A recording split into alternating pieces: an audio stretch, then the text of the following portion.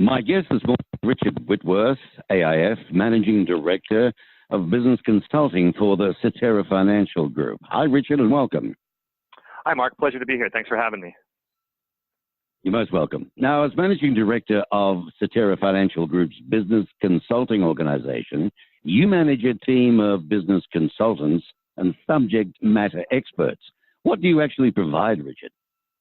Sure. Great question, Mark. So Cetera Financial Group is a wealth management financial services company with 6 broker-dealers and about 8,000 financial advisors who affiliate with one of those 6 firms. My business consulting team engages those financial advisors as business owners to try to help them make more objective strategic decisions about their organization. Effectively, it's small business consulting to our advisor population, all of whom are defined as small business owners. If we think about the SBA definition of a small business being an organization that employs under 500 people, and all of these firms are also closely privately held. Well, of course, it's, the big event this week is Small Business Week. Yes. You are frequently quoted in industry publications, and you speak regularly at industry conferences. You received your Bachelor of Science in Finance from the University of Delaware with minors, I believe, in Spanish, Economics, and International Business. And you hold an International MBA with honors from IE Business School in Madrid in Spain. How on earth did you get to Spain? It's quite funny. My parents are educators, retired public school teachers from the middle part of New Jersey, and they always wanted me to learn another language. So I studied Spanish all through elementary and high school, had the opportunity during my undergraduate studies to spend 2 semesters in Spain, in Granada, doing more culture and language. But when I thought about graduate studies, really wanted to think about how business worked globally and internationally. If you think about the fact that 70% of the world's GDP exists outside of the United States, you need to be able to communicate and work with people from all fabrics of society and of the world. So it was a wonderful opportunity in that I got to live in Madrid for 2 years, study with people from about 60 different nationalities who are a part of the program, and really learn firsthand what it takes to drive change and drive profitability in an organization when you're working with a very wonderfully diverse set of colleagues as well as clients. Well, that's it. Yeah. I mean, you've got to be on top of it globally these days.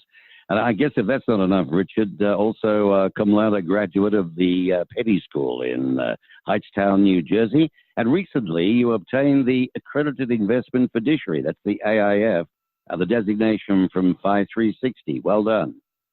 Thank you very much. It's been a wonderful, I'm a big believer, and I think that all business owners should do it in terms of just sharpening one saw and figuring out how you can go through a professional development course, ongoing, right? We should all be lifelong learners. The beauty of the Accredited Investment Fiduciary designation is that it very much lines up with what Cetera Financial Group espouses, which is deliver unbiased, objective advice to clients.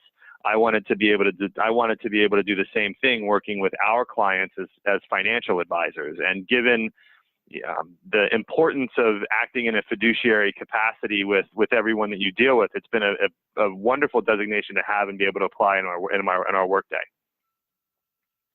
Well, that is excellent. And again, congratulations on that. Now, Richard, what's the non-profit in San Diego that you sit on the board for? Sure. It's called the San Diego Financial Literacy Center. And really what it is it helps, here we are in Small Business Week. Last month was Financial Literacy Month nationwide. And the SDFLC, as it's affectionately known, engages 3 specific constituents to try to help them make better financial decisions. One are folks on the lower end of the socioeconomic ladder. Second is students. And third, and really the biggest concentration, is working with the military and specifically the transitioning military. So we create educational programs as well as grants to be able to help people not make bad decisions with their money. There's no requirement in high school to take economics or to take a financial services class, but there are simple tips, budgeting, bill payment, having a plan for oneself financially. These are all things that are important to everyone, regardless of where you come from. So it's really an honor to be able to get a chance to work with a local organization that's making an impact with people from across our different cultures and folks that we work with here. Well, it's a good idea, and it's a great cause because, quite frankly, there's a lot of people who just don't even do the basics, do they? Yes, it's unfortunate, but it's a fact of life, right? I mean, everybody goes through their day to day, and you have to think about how you're going to both earn money as well as how you're both going to save money, and then how you're going to spend money. And unfortunately, given the fact that a lot of people have to spend everything that they earn, there's not a lot left over for savings. So we really try to help people make those right budgeting decisions. Even if you can save a couple % of your paycheck each week, it adds up. And obviously then as you're able to invest it in the capital markets, that's where you're able to see the most appreciation over the long term. Right. Now, as any small business owner can attest, starting or growing a business, it's not an easy task. And many small business owners aren't following a business plan or even utilizing key resources available to them. And because of this, small business owners risk not converting recent optimism into action, which is required for growth. Do you find this a lot, Richard? It's a great question, Mark, and we do. We're very fortunate to work with some of the best financial advisors in the United States, all of whom are experienced. But I personally believe that everyone has an opportunity to better themselves and better their organizations.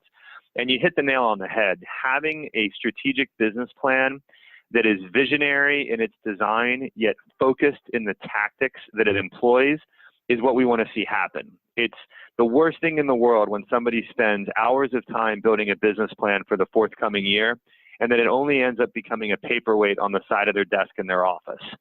We really want to make business planning a living, breathing exercise, because if it is a living, breathing document that both you as the owner-operator, as well as your support staff, understands from a transparency standpoint, it gives everyone that strategic direction, but allows you to tactically change as opportunities arise or as challenges come up.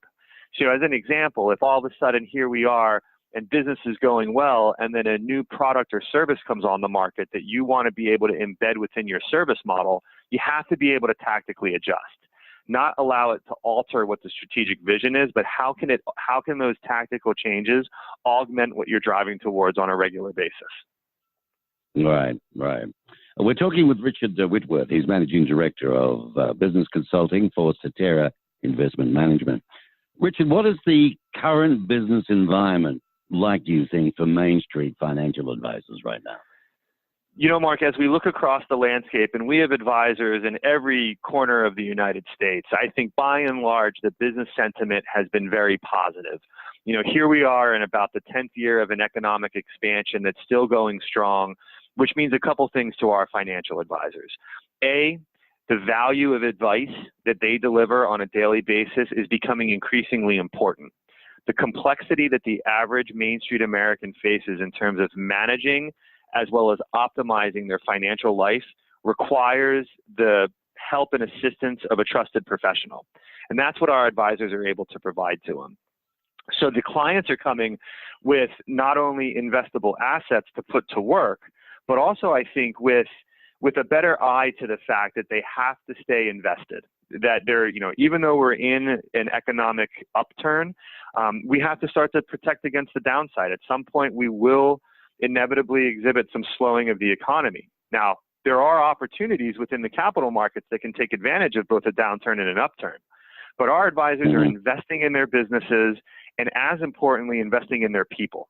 Because really, when it comes down to it, when we look at financial advisors, we know empirically through research studies that clients don't leave for poor performance.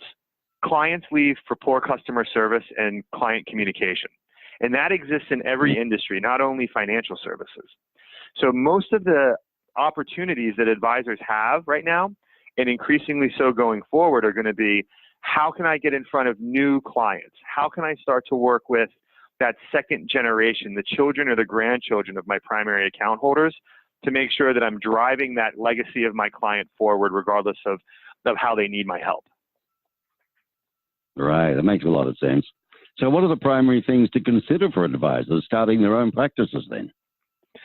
So, it's a great question, Mark, and I think it comes down to actually having that vision. When somebody starts off, the thing that I always tell them is, and I'm a big believer in change and disruption.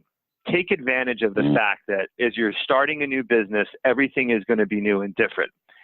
But be strategic as well as tactical. This is your prime opportunity to set the foundation for growth for your firm.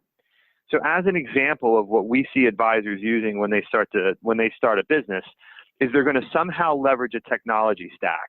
Core to that technology stack is going to be a CRM, or a client relationship management system, some way to track their interactions with their clients.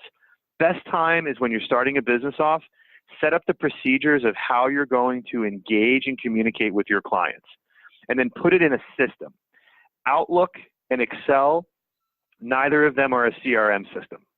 You need a tool, and there's a lot of them out there in the marketplace that are going to allow you to compliantly and regularly communicate with your clients. The second thing that I always say to advisors is start to manage to the bottom line. Have those 3 to 5 financial metrics that you can easily calculate and regularly calculate so that you have a good guidepost in terms of how you're performing against your objectives. For a financial advisor, that could be something like revenue per professional or assets per professional. You could also use revenue per professional in any industry. Other aspects or other metrics that you might want to work towards are the number of clients per support person that are being managed and maintained. Most research studies will tell you that an individual can only manage up to about 150 relationships professionally. So if you start seeing more than that happening within your support staff model, you've got a capacity constraint that you need to solve for. So those metrics allow an advisor to be much more proactive and plan for that business development and growth that they hope to achieve. Well, even 150 sounds astronomical, and staying on top of them and continually communicating. Let's look at a family business, Richard. What are some of the challenges that surround owning and operating a family business? Are there challenges that are unique to financial services, do you think? It's interesting you bring that up, and I love working with family-held businesses, and we have many of our financial advisors that operate in a father-son or a mother-daughter type structure. And I think it's wonderful because first and foremost, it's the lifeblood of the economy, right? Having these small businesses closely held and family controlled is really what drives our economic growth. But everybody knows sitting around the dinner table at night with their family or during a holiday gathering that sometimes it's tough to work with family. The best thing that somebody can do is to try to set up, to the degree to which they can, an objective structure of how they're going to manage the business working with their family. To me, it starts with roles and responsibilities and clearly defining them and having some sort of employee agreement in place so that people can separate the personal from the professional. You have to be able to leave the drama that exists at home in the house when you walk into the office every day. And having those defined roles and responsibilities and the expectations of those roles is what's really going to clearly allow somebody to be able to separate from the personal and the professional. The other thing that I think of as well is a big thing with family and closely held businesses is what is the exit strategy? So when you talk about continuity and succession, most primary business owners, if there's a family member in place, expect that family member is going to take on and sort of become that generation 2 or that next gen owner. But unless you're proactively asking and communicating with that person, they may not want to actually take on the reins of being an entrepreneur. So really having that forward-thinking viewpoint around what's my exit, how long am I going to be in the business, and then communicating with the younger family members in the business to make sure there's alignment between the principal or the owner's vision and the vision of the next gen that's going to come in and manage the organization.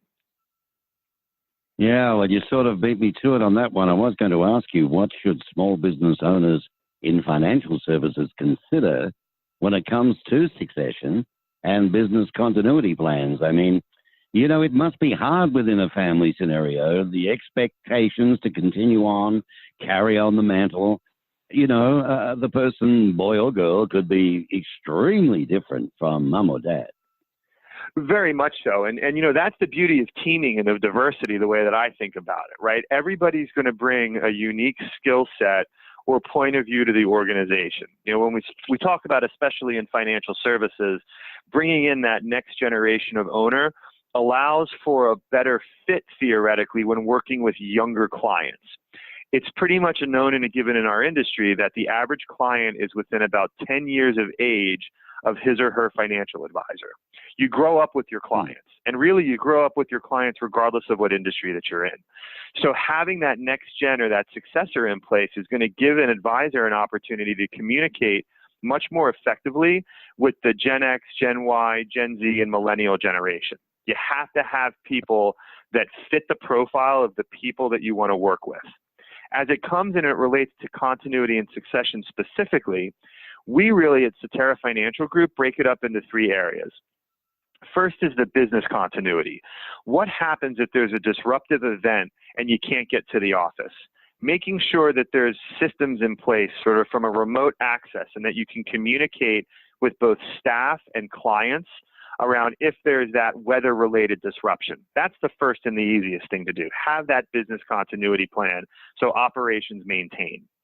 The next level is continuity for the owner-operator of the organization. And that's the proverbial, what's going to happen if there's disability, illness, or you're just ready to take that 4-week vacation in Europe with your spouse.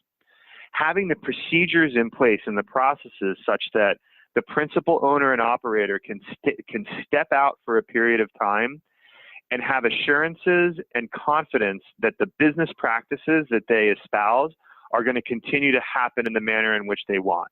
That's continuity. Every business owner should ask, if I step out and away for 2 weeks, will the business be able to continue to operate without me? And then the last part is the orderly exit from the business, which is the succession plan. The goal of any small business owner should be to optimize the value of their firm such that they can extract that value through and monetize it through an exit event. For most advisors, the sale of their independent financial advisory firm is going to be one of, if not the biggest financial windfalls for them during their own retirement. And you can extend that to any small business owner, be it the contractor, the franchise owner, or the restaurateur. The sale of that business is going to be a large chunk of their retirement. Having a plan in place around what that exit is going to look like, both from a time frame standpoint, as well as what are the tactics that I can use to drive and enhance value. Having that monetization and sort of value optimization bent in somebody's mind and viewpoint is really what's key to being successful throughout that continuity and succession continuum. Well, gee, I tell you what, a couple of important points there, I think. You hear of people building a business and their friends say, well, it must be great now. You can have all the time in the world that you want. Like a news for you, Jack. I haven't had a holiday in 3 years. Right. That's what you say. Mate, absolutely fantastic information. Now, where can people find out more, Richard? Where can small business owners turn for help? So it's really great. From our standpoint, you can reach out to us at Cetera, www.cetera.com. And for those that are interested in learning more about how we can support both business owners as well as clients, one of our roughly 8,000 independent financial advisors have the tools and resources to be able to help somebody achieve their financial objectives. I'm also available to help out with anybody. I have a personal commitment that if I help a business owner make the right decisions about his or her business, that's going to carry through to a better client experience for that end consumer. And that's a win across all steps of the value chain and value proposition. So I'm also available. It's just Richard, RICHARD, Whitworth, WHITWORTH at Cetera.com. That's fantastic. Thank you for your time today, Richard. It was very informative, very interesting. Speaking with Richard Whitworth, AIF, which of course is accredited investment fiduciary, the designation from FI 360, the highest you can get. He's Managing Director of Business Consulting from the Cetera Financial Group. And you heard him here on the Mark Bishop Show. I hope you enjoyed it. Thanks, Mark.